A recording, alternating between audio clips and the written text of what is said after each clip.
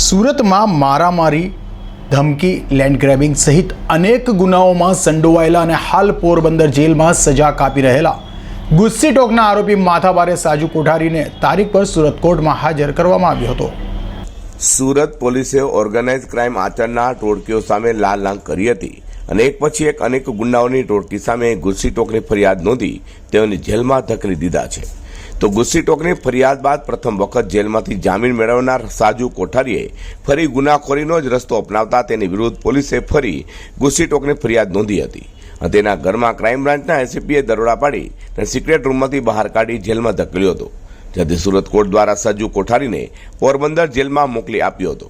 કારણ કે સુરત લાજપોર મધ્યસ્થ જેલમાં ગુસ્સી ટોકના અનેક ગુનેગારો હોય, જેથી તેઓ વચ્ચે માથાકૂટ થવાનો ડર હોય। જેલ સત્તાધીશો દ્વારા કરેલા અરજી બાદ કોર્ટે સાજુ કોઠારીને પોરબંદર મોકલ્યો હતો, જેથી સુરત કોર્ટના તારીખ પર તેને હાજર આજે કરવામાં આવ્યો હતો। અઝર કુર્સી સાથે પ્રકાશવાળા।